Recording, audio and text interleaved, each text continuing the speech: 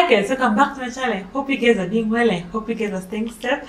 Happy New Year to you guys. It's a new year. We are so excited. We are making new lists. Maybe you are making new financial goals. Maybe you are not so successful in achieving the goals that you set for 2021, but this is a new year, a time to start afresh. We are leveling up. We are leveling up our game. We are getting better. We are doing things in a different way. So in today's video, I'm talking about the steps you can do so that you can achieve your financial goals in 2022. Welcome. The first step in achieving your financial goals is to write it down. I think there's a Bible verse from Habakkuk that says, write down your goal, write down your vision. Ndoto yako na uiandike. There's nothing so transformative, so important like writing down your goals. Write them down on a paper and pen. Write them on somewhere that you can see. What is it you really want to achieve? You want to get out of debt, you want to buy a car, you want to save, you want to invest. Write it down. There's power in writing down. Until even the Bible, we are being told that if you have a dream, ndoto yako iandike. The second step in achieving your goals is to make your goal specific and measurable. Is your goal specific? Can you measure it? That is the only way you're going to achieve that goal. Let me give you an example. Maybe you can write down a goal like, I want to save money. It's not really specific. It's not really measurable. You have to say, okay, fine, I want to save 10 million shillings in 2022. It is very specific. You can measure it. In December 2022, you're going to look back and say, okay, fine, the goal was to save 10 million shillings, and maybe I've achieved it, maybe I've not achieved it because of X, Y, and Z. So it has to be specific. It has to be measurable. It has to be a goal that you can measure it.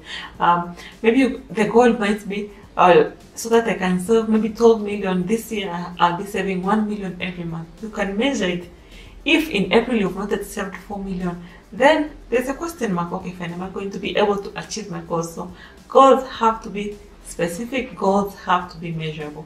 The third step in achieving goals is your goals have to be reasonable. They have to be realistic. Maybe your salary per year is 10 million. You cannot have a goal that says, okay, this year I'm going to save maybe 10 million. Okay, fine. If this is your salary the whole year, okay, how are you going to save all of it? You need some money for living, you need some money for food, for transport, for airtime.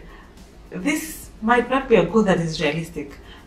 Maybe a goal that will say, okay, fine, I want to save 30% of my income might be more realistic than say, okay, fine, I want to save 90% of my income. Is that really realistic? Unless maybe you have other sources that you're not listing down. So a goal has to be realistic. Don't just copy goals because everyone has this particular goal.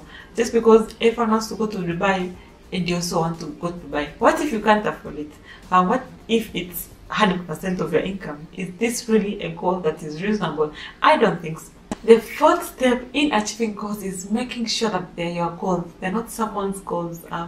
I think in life we need to learn that, okay, fine, everyone has different sources of happiness, different ways in which they want to spend their money, different ways in which they can relax. So once we think about it that way, then you learn to live within our means and learn to seek out the things that really bring us joy. So goals have to be your own goals, not someone else's goals. Someone might want to go to London, but maybe your goal is just to go to Zanzibar. That's more realistic for you. Maybe that's what you can afford. Maybe you'll work hard. Maybe this is the goal for London is just to inspire you so that in 2-3 years you can be able to have investments that can fund this trip. So have goals that are on your own goals. You don't have to have goals that are someone else's goals. Someone might want to buy a very expensive car, but maybe you're comfortable in just a normal car that can take you from point A to B. You don't have to have a goal that is similar to person A's goals. So have goals that are your own. These are my goals. This is what will make me happy. And the fifth step in achieving your financial goals is to keep track. Set up a system, set up a mechanism in which you are going to be able to keep track. Something that is not measured, that you don't keep track, will not be achieved. So keep mechanism. Like every month I'm going to say, okay, fine, sit down, plan, okay, this is what I achieved this month, this is what I did not achieve, and I did not achieve because of A, B, C, D. So sit down, make a plan on how you're going to achieve it, and frequently sit back and read your goals and see, okay, fine, this is where I am in achieving this goal. I remember last year I started planning. I think from mid of the year I started planning. So I plan my month. Okay, in this month I want to do A, B, C, D, and I also plan my week. So every Sunday I would sit down and start thinking, okay, fine, for next week I want to do A, B, C, D, and so I would write down, okay, Monday I want to do A, B, C, D, and because I work, I'm a mom, I have so many things I want to do. If you don't plan, days can just go quickly, and then you find that there are things you wanted to do, but you're not doing them. But if you plan, you're really going to succeed. So I really recommend planning. Yes, plan for the year, and then every month sit down and think, okay, fine, this month I'm going to achieve this. And every Sunday sit down and think, okay, fine, this is what I achieved and to achieve this week. And yes, by keeping track of our goals, we're going to achieve our goals. We might not even achieve it by 100%, but even 80%, 90% is still good if you didn't achieve anything in 2021. So that's all, guys.